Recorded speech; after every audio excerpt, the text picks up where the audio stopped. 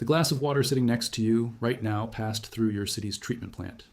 And your city's treatment plant was never designed to remove what is actually in your water. It was designed to kill bacteria. That is all. That was the mission in 1908, and that is still the mission today. But the threats changed. The plant did not. Lead from aging pipes, pharmaceutical residue that flushes through every system, chlorine byproducts, and a class of industrial chemicals called PFAS that do not break down inside your body, ever. You are drinking trace amounts of all of it right now, and you have been for years. The heavy metals accumulate. The synthetic chemicals settle in. None of it kills you today. It just compounds quietly, glass after glass. There's a device that removes more than 200 of these contaminants. It runs on gravity, no electricity, no plumbing, no filter cartridge. You replace every 3 months. Welcome to the survival research. If you have not subscribed yet, hit subscribe and the bell. This is where we open the files the industry keeps sealed. A single pair of these filter elements processes 6,000 gallons of water before it needs replacing. 6,000 gallons. At a cost that works out to under 2 cents per gallon. Compare that to the bottled water in your pantry, roughly $1 per gallon, 50 times more expensive, for water that often comes from the exact same municipal source you are trying to escape. So here's the question that should bother you. If this device exists, if it works, if it costs almost nothing per gallon, why is it not in every home in the country? And why, in 2022, did a federal agency move to pull it off the shelves? Let me show you exactly what happened. Because the real story is more useful than the conspiracy version. And once you see how it happened, you will recognize the same pattern in a dozen other things you depend on without thinking. It is a pattern worth learning, because it is the one that decides who has water when the tap fails and who does not. Stop for a moment.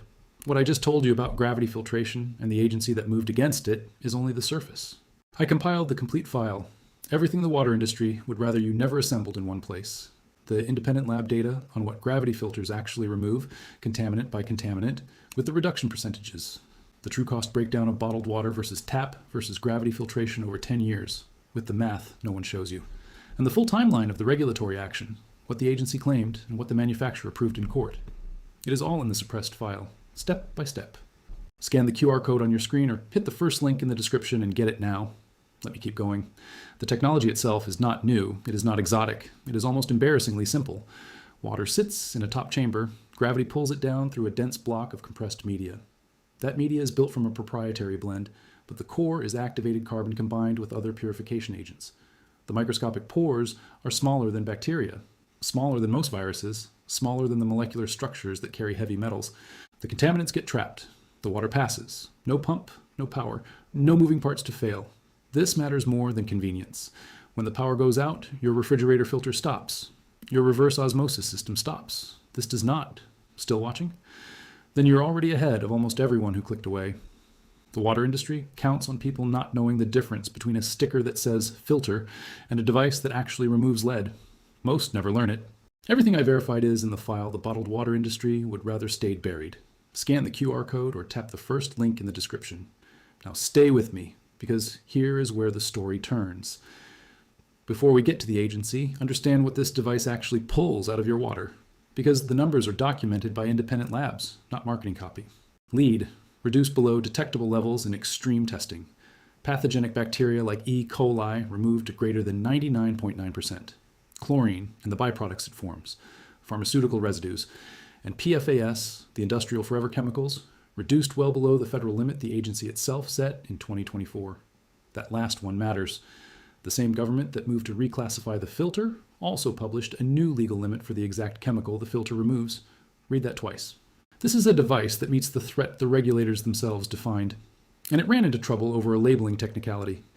In late 2022, the Environmental Protection Agency began issuing stop sale orders against the most well-known maker of these gravity systems. The reason was not that the filters failed. The reason was a single word: silver. The filter media contains a small amount of silver. Silver has been used for centuries to stop bacteria from growing on a surface. And under a federal law called FIFRA, anything that claims to kill or suppress a living organism can be classified as a pesticide. So the agency reclassified the filter elements as an unregistered pesticide device. That classification required specific warning labels the product did not carry. That is the entire basis, not a failed safety test, not a contaminated batch. A labeling and classification dispute over the silver that keeps the filter itself clean.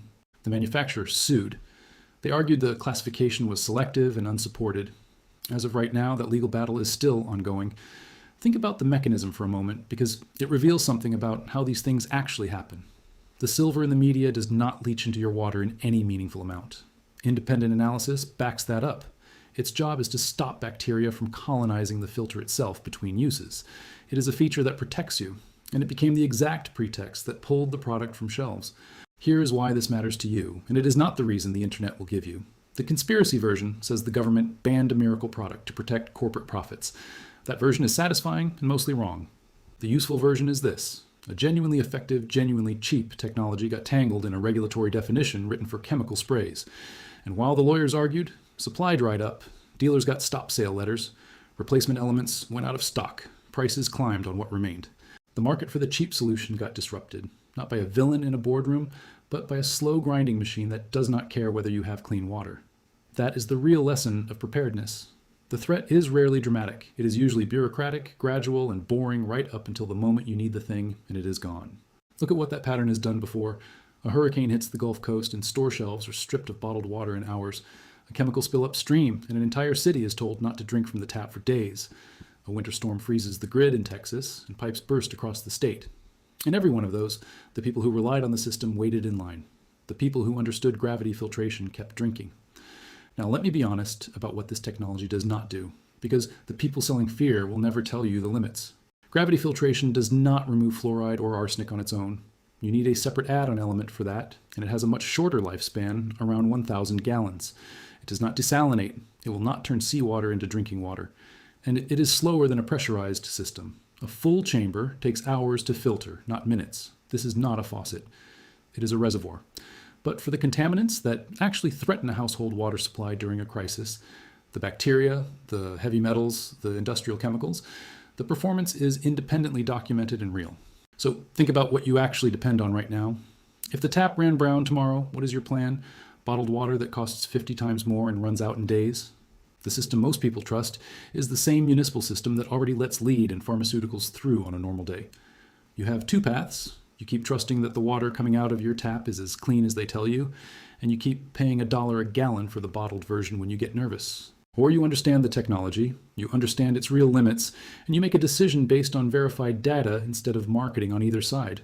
The agency called it a pesticide. The manufacturer called it the gold standard. The truth is in the lab reports, not the headlines. And notice what the disruption actually accomplished. It did not make your water cleaner. It did not protect a single household. It made a verified, low-cost tool harder to get, while the bottled water aisle stayed fully stocked at 50 times the price. Ask yourself who that outcome serves. The preparedness mindset is not about fear. It is about refusing to be dependent on a system that has already shown you it can fail, freeze, get recalled, or get tied up in court at the worst possible moment. Water is the first thing you lose, the first thing you cannot live without. 3 days. That is the outer limit a human body has without it. Everything else in your preparedness plan is secondary to this one. I put every number, every source, and every limitation in the file. The water industry built its margins on you never doing this math. Now you can. Most people will finish this video, nod, and change nothing. They will keep buying the plastic bottles. They will keep trusting the tap. And the next time the water stops, they will be standing in the same line as everyone else who never looked into it. You are not most people. You watched this far. You already understand the gap between a sticker that says filter and a device that removes lead under independent testing. That understanding is the whole game. Everyone around you is making water decisions based on a label and a marketing budget. You are about to make yours based on lab data and a court record. That is the difference between preparedness and hope. The 3 things I could not fit in this video are pinned in the top comment. The independent lab data on every contaminant, the 10-year cost math on bottled versus gravity, and the full court timeline of the agency action, claim by claim. Go read them. They are the part the headlines skipped, and the part the bottled water industry hopes you never line up side by side. Because once you see the cost per gallon next to the lab, results next to the legal record, the marketing stops working on you permanently. That is the only protection that actually lasts. And if this changed how you look at the glass sitting next to you right now, subscribe and hit the bell. The next file is already open, and the next thing they sealed away is bigger than water. The system was never built to protect you. It was built to keep running. Clean water is the one thing you can take back into your own hands today, with a device that needs nothing but gravity and a verified set of facts. Open the file, do the math yourself, then decide.